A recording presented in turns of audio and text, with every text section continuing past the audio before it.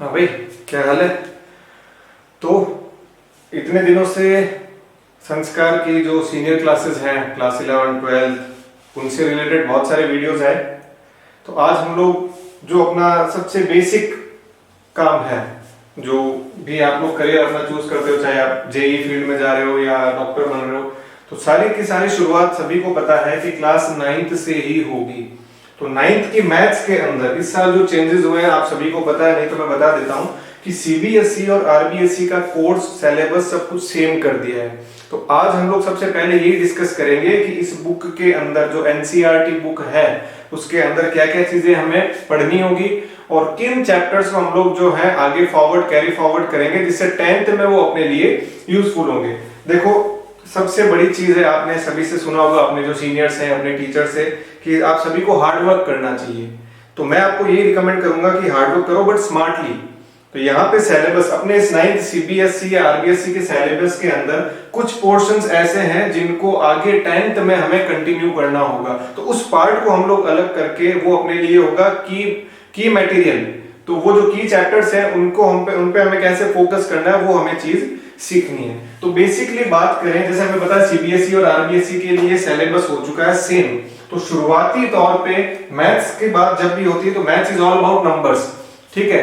तो 6 7 8 9 10 इन सभी में मैथमेटिक्स की शुरुआत का जो चैप्टर है जहां से उसको इनिशियलाइज किया जाता है वो सारा का सारा खेल होता है नंबर्स के बारे में। तो यहाँ पर भी हम लोग जो सबसे पहली चीज पढ़ने वाले हैं वो होगा अपने लिए नंबर सिस्टम।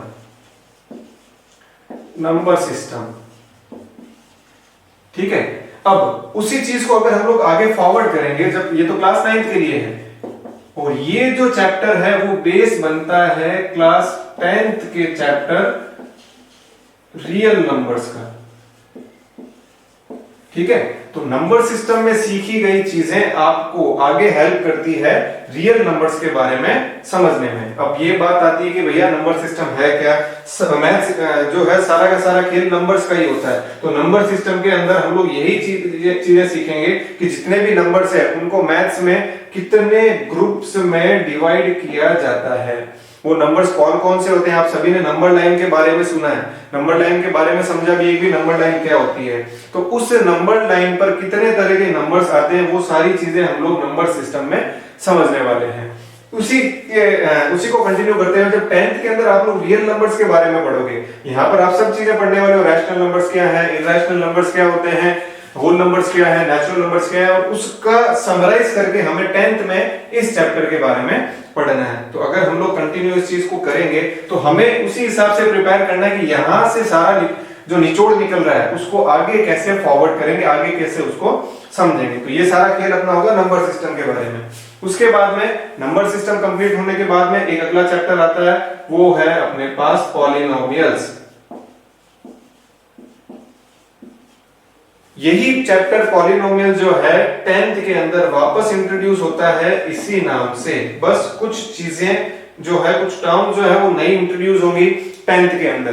पॉलिनोमियल्स जो अलजेब्रिक आइडेंटिटीज होती हैं, आप सभी ने सीखा है a + b का होल स्क्वायर क्या होता है, a - b का होल स्क्वायर क्या है। इसी तरह बहुत सारी आइडेंटिटीज हम लोग यहाँ पर इंट्रोड्यूस करने वाले हैं, ठीक है। और उसी चीज को कंटिन्यूअसली हम लोग पढ़ेंगे 10th के अंदर पॉलिनोमियल्स। तो इतनी सारी जो चर्चाएं हम लोग कर रहे हैं, क्लास जो है 9th बेस तैयार करेगा 10th की मैथ्स के लिए। सारे चैप्टर्स का इंट्रोडक्शन देने के बाद में मैं आपको ये बताऊंगा कि किन चैप्टर्स को हमें आगे के हिसाब से पढ़ना है, और हम लोग कोशिश यही करेंगे कि उन चैप्टर्स को हम लोग 10th के हिसाब से अभी से प्रिपेयर कर लें ताकि नेक्स्ट ईयर अपने पास बर्डन बहुत कम हो जाएगा, ठीक है। तो ये तो बात थी पॉलिनोमियल्स की। पॉलिनोमियल्स के अंदर हम लोग जो अलजेब्रिक आइडेंटिटीज है उनको कैसे यूटिलाइज करना है, फैक्टर थ्योरम, रिमाइंडर थ्योरम, बहुत सारी चीजें सीखने वाले हैं। देखो, किसी मैथमेटिशियन ने बताया था कि जिस स्टूडेंट का algebraic portion, algebraic part strong होता है, जिसकी अलजेब्रा स्ट्रांग होती है उसकी मैथ स्ट्रांग होती है। आप सभी को पता है मैथ्स के बहुत सारे पार्ट्स होते हैं, कोऑर्डिनेट ज्योमेट्री, अलजेब्रा है, या बहुत सी ऐसी चीजें जो आप लोग पढ़ते हैं, ट्रिग्नोमेट्री है, 10th के अंदर आप लोग ट्रिग्नोमेट्री पढ़ोगे।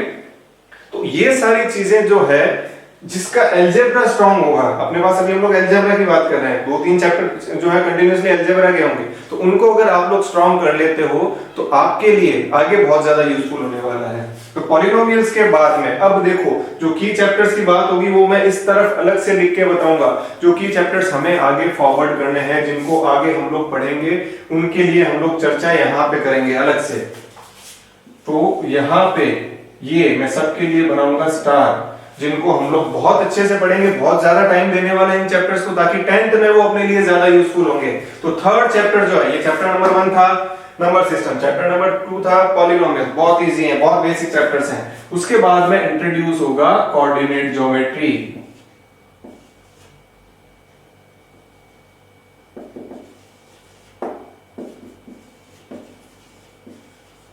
कोऑर्डिनेट ज्योमेट्री, ये जो चैप्टर है ये आप लोग अभी 9th में पढ़ोगे, बिल्कुल बेसिक, वैसे 8th 7th में आ चुका है।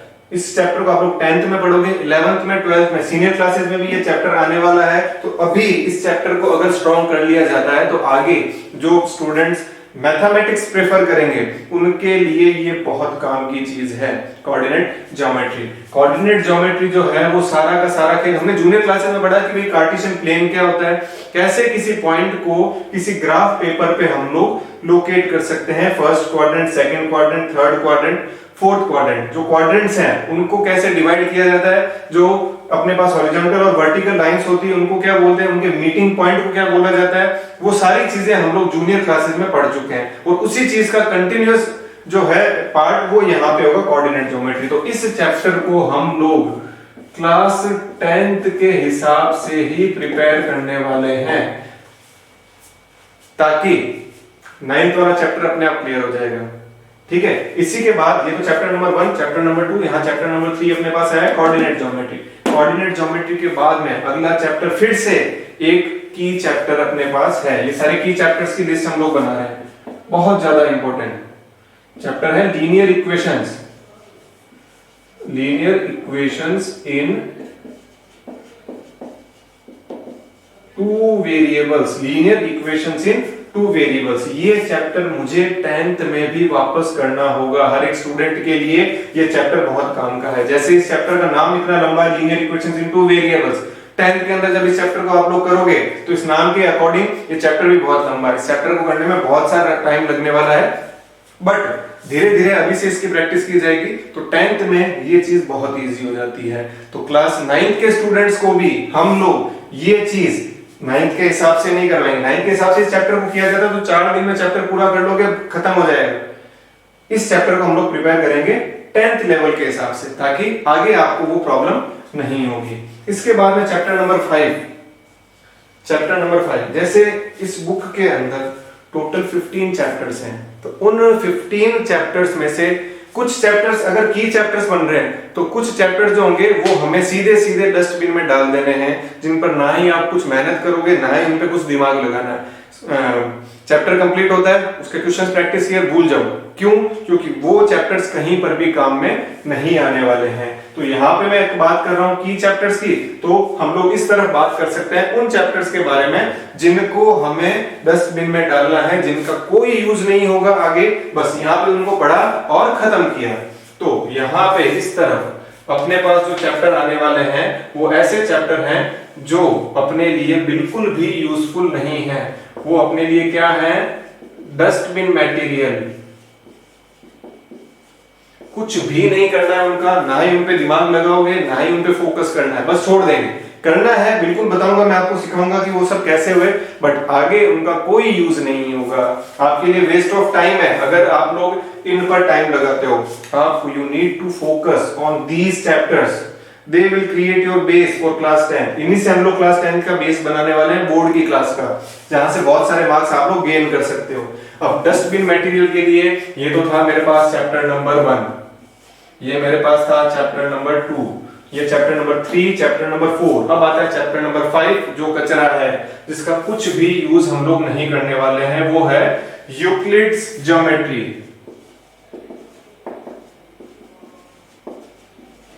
यूक्लिड्स ज्योमेट्री, जो ज्योमेट्री हम लोग यहाँ पे सीखने वाले हैं कोऑर्डिनेट ज्योमेट्री, वो सबसे बेस्ट है। इसी पे हमें फोकस करना है और इसको हमें छोड़ना है। एक दिन 2 दिन, हाईएस्ट 2 दिन में ये कंप्लीट हो जाएगा, उसके बाद इसको वापस नहीं देखना है कभी भी, ठीक है। यूक्लिड्स ज्योमेट्री के बाद में आता है, ये था अपने पास चैप्टर नंबर 5। अगला चैप्टर है लाइंस एंड एंगल्स। तो लाइंस एंड एंगल्स जो चैप्टर है वो सारा, जैसे इसके नाम से पता चल रहा है, लाइंस एंड एंगल्स जो जूनियर क्लासेस में हम लोग पढ़ चुके हैं कि भाई एंगल्स क्या होते हैं, complementary angles, supplementary angles, acute, obtuse, reflex angle, ये सारे एंगल्स क्या है, वो सारी की सारी जानकारी हमें मिलेगी किस चैप्टर में, ये होगा lines and angle, chapter number 6, lines and angles. इसको ना ही मैं इस कैटेगरी में डाल सकता हूं, ना ही मैं इस कैटेगरी में डाल सकता हूं, क्योंकि यहाँ पे इस चैप्टर के अंदर कुछ चीजें ऐसी आने वाली है जो अपना बेस तैयार करेगी आगे के चैप्टर्स के लिए। तो इसको हमें थोड़ा बहुत इस पे फोकस जरूर करना पड़ेगा, पूरी तरह से तो इसको भी नहीं छोड़ सकते।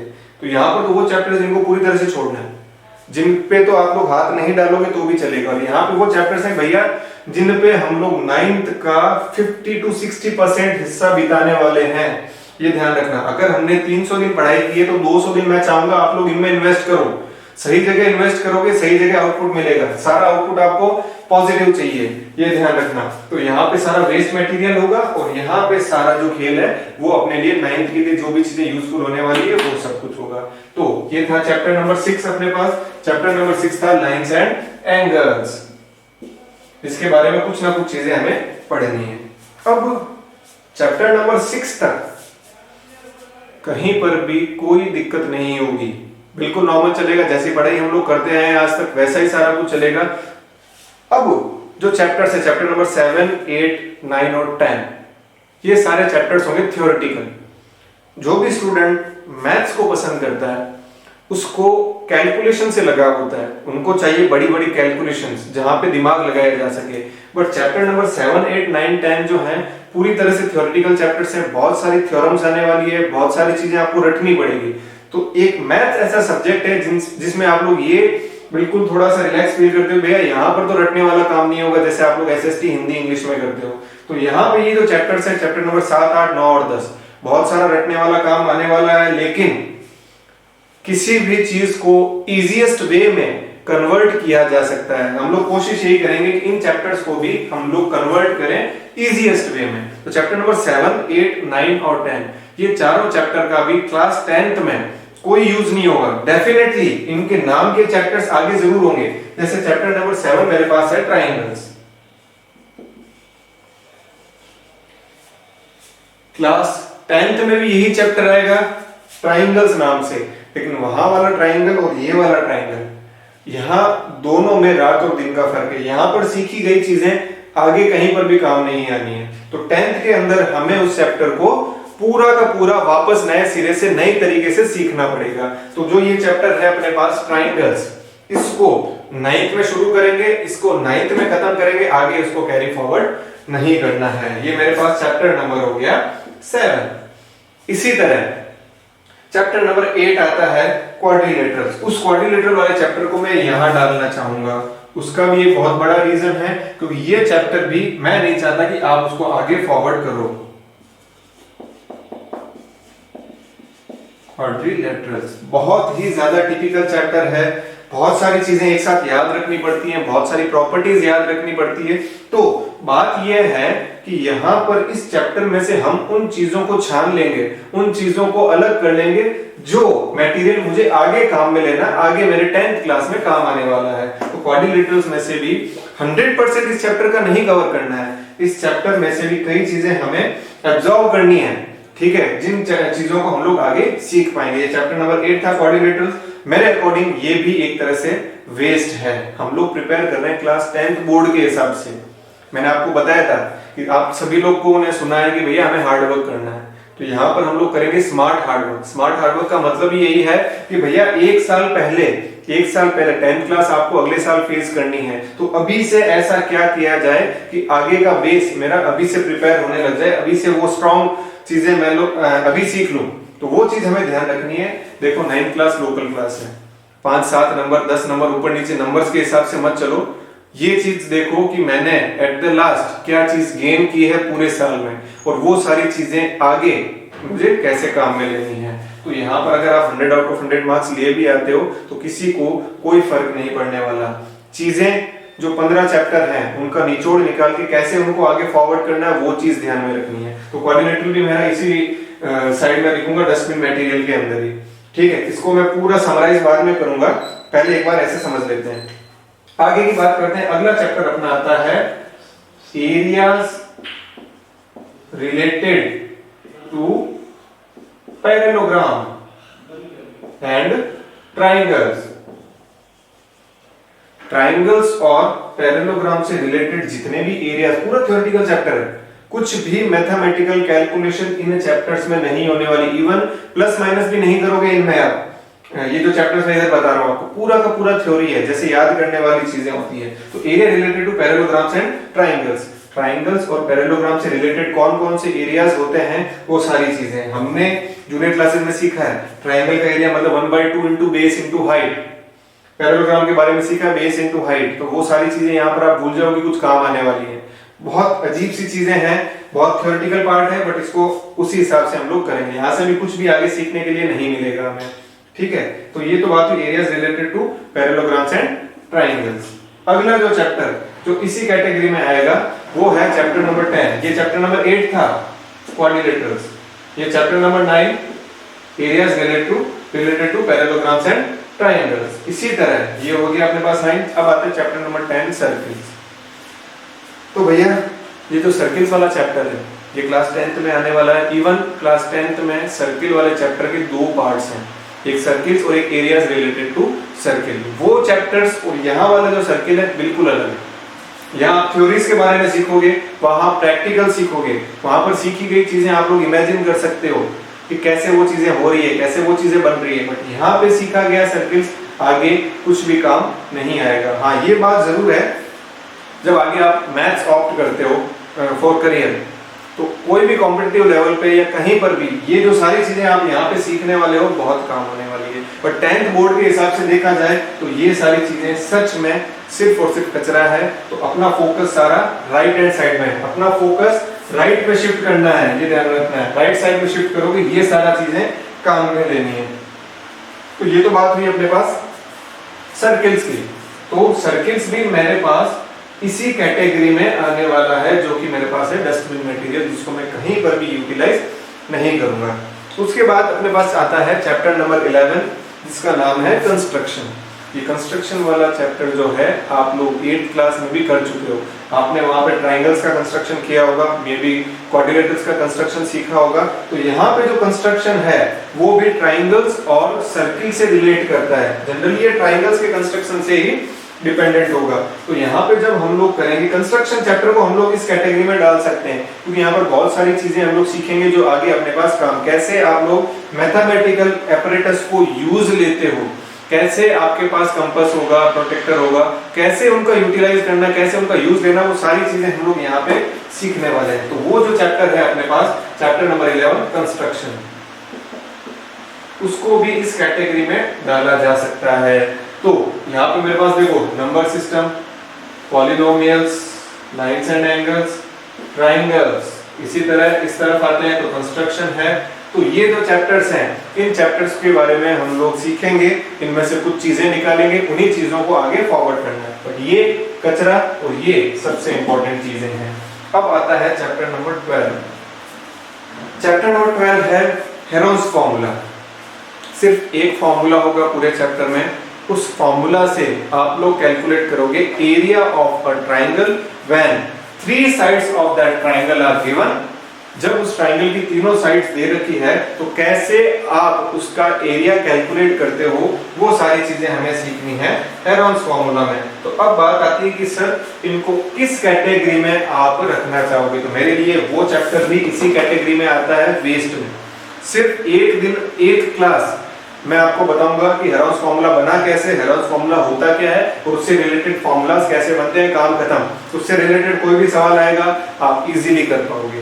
तो ना इसकी मार्किंग इतनी ज्यादा होती है और इतना काम भी नहीं आने वाला है। तो चैप्टर नंबर 12 जो है, मैं सिर्फ यहाँ पे लिख देता हूँ, ये चैप्टर नंबर 12 हेरोन्स फॉर्मूला, जो हमें कहीं पर भी काम में नहीं लेना है। फिर उसके बाद आता है chapter number 13 surface area and volume, surface area and volume, ये की चैप्टर्स हम लोग लिख रहे हैं, इनमें सबसे ज्यादा इंपॉर्टेंट है सरफेस एरिया एंड वॉल्यूम। जो 3D शेप होते हैं,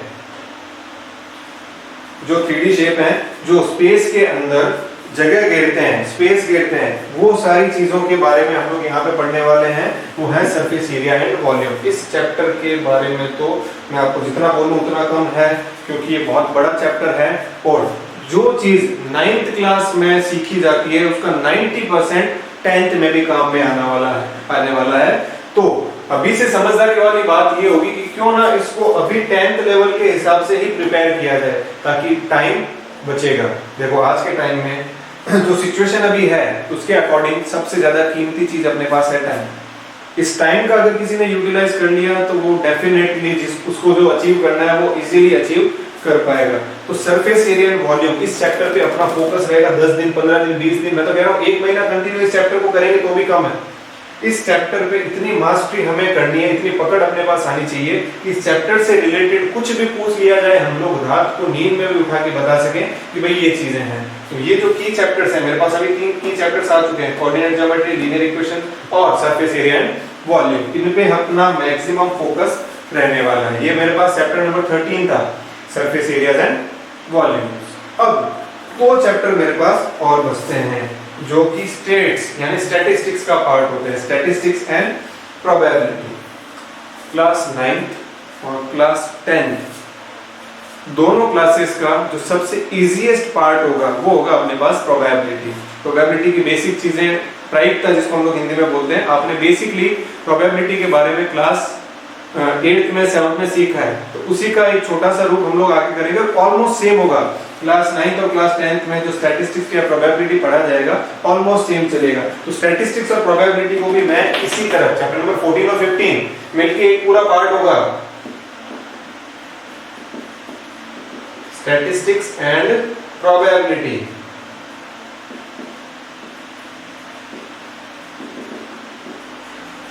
स्टैटिस्टिक्स एंड प्रोबेबिलिटी, ये चैप्टर नंबर 14 है, ये चैप्टर नंबर 15 है। ये दोनों चैप्टर्स जो हैं वो क्लास 9th में पढ़ो चाहे क्लास 10th में पढ़ो सेम है। तो उसको हम लोग भी क्लास 10th की बुक से ही करेंगे, दूसरी बुक में हाथ ही नहीं डाला, 9th वाली बुक पढ़ेंगे ही नहीं। तो इन दोनों चैप्टर्स को हम लोग क्लास 10th की बुक से करने वाले हैं। तो ये मैंने आपके कंप्लीट कोर्स को 3 पार्ट्स में डिवाइड किया है। इधर वाला पार्ट है 10 में मटेरियल जो हमें छोड़ना मतलब करेंगे तो सही, बट उस पर उतना फोकस नहीं होगा। जो at the rightmost part है coordinate geometry, linear equations into variable, surface area and volume, statistics, probability.